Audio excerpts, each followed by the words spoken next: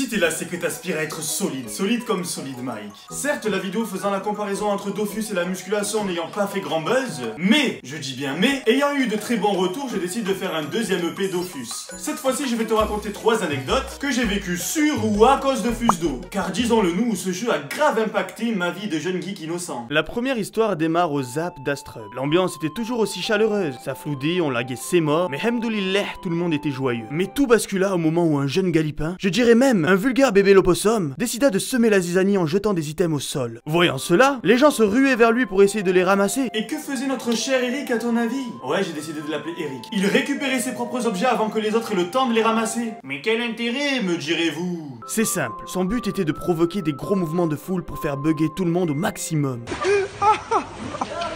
Et au bout d'un moment, il jette un cœur de craqueleur. À une époque où ça coûtait 40 000 K, à une époque où Igvolt n'existait pas, où la mode c'était Eka Krenios Kapujinac, une époque où des indépendants vendaient 100 000 Kamas à 5 € sur eBay, une époque où mes parents ne me donnaient pas d'argent de poche. Non, je ne volais pas la carte de maman pour acheter des Kamas. Bref, je réussis à ramasser ce foutu cœur. Affolé, Eric le jeteur fou me supplie de lui rendre. Le cœur à 100 mais très heureux, je ferme Dofus. Puis, une seconde après, je repense au message de détresse du gentil petit filou. Rends-le-moi, Steppy. Je t'en supplie. Je me suicide. Bon, il n'est pas allé jusque là, mais bon, tu connais. Du coup, je me décide à aller demander conseil à ma sœur.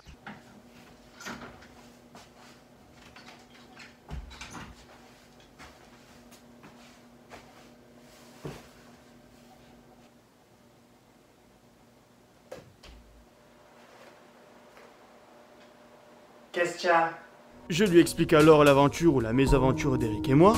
La connaissant, j'étais sûr qu'elle allait se ranger de mon côté et me donner raison. Rends-lui son cœur. Vu sa réponse, je me suis demandé si elle pensait pas que je venais d'imager une relation avec une fille. Mais bon, elle était vachement vénère, alors pas le temps de réfléchir. Alors je me suis jeté sur mon ordinateur, je l'ai cherché partout pour lui rendre. Introuvable. Du coup, j'ai crafté un bouclier du craqueleur avec, et je pouvais même pas le mettre car il fallait être grade 3 pour le mettre. Vie de kelb. Pour la deuxième histoire, on va parler d'amour. Car le saviez-vous, il est possible de se marier sur Dofus. Eh oui, j'avais fricoté avec une Eniripsa plus haut level que moi qui avait finalement accepté ma demande. We got a meal. Ouais. Elle s'appelait Morphine et il m'arrivait parfois de rêver d'elle. Petite brunette avec des yeux ronds et des antennes. D'ailleurs, quand j'étais plus jeune, j'étais amoureux d'une fille qui s'appelait Lola et habitait Strasbourg. Je l'avais rencontrée sur Guild Wars. Mais bon, c'est pas le sujet, alors revenons à nos moutons. Morphine avait un membre de sa famille qui jouait aussi. Son nom, Josepha. Morphine, n'ayant plus donné signe de vie depuis quelques jours, j'ai demandé à Josepha. Mais que fait ma femme? Ça fait longtemps qu'elle s'est pas connectée. Sa réponse. Qui ça? Philippe? Là, je tombe d'un étage. Toute ma vie ne fut que mensonge. La Terre est-elle vraiment ronde? La vie sera-t-elle pour moi un réel film de cuisses? Philippe, tu m'as bien eu. J'ai appris plus tard qu'il avait 27 ans. À l'époque, j'en avais 13. Tu m'entends, Philippe? Est-ce que tu m'entends? Maintenant, je suis grand. Si je t'attrape, je te casse le c***. Troisième anecdote, le donjon Scarafeuille. Ah, ce putain de donjon, c'était la frappe à l'époque. Je me souviens, je jouais un SRAM level 40, d'Aguelori, 2 PM.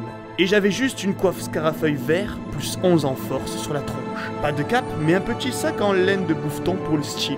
J'étais d'ailleurs en compagnie de ma dulcinée Morphine, ainsi que ses sœurs qui devaient sans doute s'appeler Rubert, Roland et Carlos IRL. Bref, ma belle famille et moi avions entrepris d'utiliser nos foutus clés Scara à 10 000 Kamas pour entrer dans le donjon. Tout se passait pour le mieux, à part Morphine qui tapait avec son bâton de merde au lieu de nous soigner. Jusqu'au moment où... La connexion est perdue. Connexion interrompue affichait la page Dofus. J'étais dévasté et effondré, en dépression nerveuse. Car oui, à l'époque, lorsque tu étais déconnecté, impossible de se reco pour reprendre le combat. Tu étais obligé d'accepter ton sort. Je voulais entre parenthèses saluer la sortie du serveur héroïque, d'avoir poussé à l'invention du système de reconnexion. Et bien voilà, c'était la troisième anecdote. Et voilà, c'est toujours pareil, sérieux là, ça m'énerve. C'est à chaque fois qu'on commence à s'amuser que tu nous lâches là, sérieux là. Bon, ça va, comme je vois que ça vous plaît, je finis avec une quatrième et dernière histoire. La confrérie des temps anciens. La confrérie des temps anciens était une guilde sur Ménalt RP. R pour rôle, P pour player. C'est-à-dire que dans cette guilde, on devait tous parler et se comporter comme si nous étions notre personnage. Il fallait poser sa candidature sur leur site internet, en y racontant l'histoire de son personnage en mode « Je m'appelle Mikael, j'ai grandi dans les landes de Sigimoth.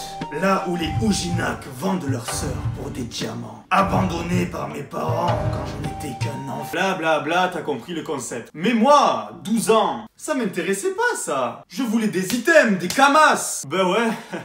Car il faut savoir qu'il y avait beaucoup d'entraide dans cette guilde. C'était presque une partouze, hein. Eh ouais, c'était presque une partouze, hein. Et j'ai finalement réussi à m'intégrer. Mais j'avais fait une grave erreur. Filer mes logs à Glucid Dream, mon ami d'enfance. Un jour, il s'est connecté sur mon compte. Il a insulté les morts de tout le monde. Et en me reconnectant, ben, j'avais appris que je m'étais fait bannir.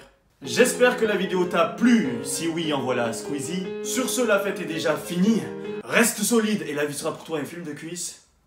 Peace. Hey les amis, on va faire un petit jeu. Pendant la durée de cette vidéo, vous avez pu apercevoir des Dofus tombés de nulle part. Ceux qui commenteront les 3 moments où les Dofus apparaissent auront une chance d'être sélectionnés pour gagner une petite surprise que j'enverrai par la poste. Bonne chance à tous.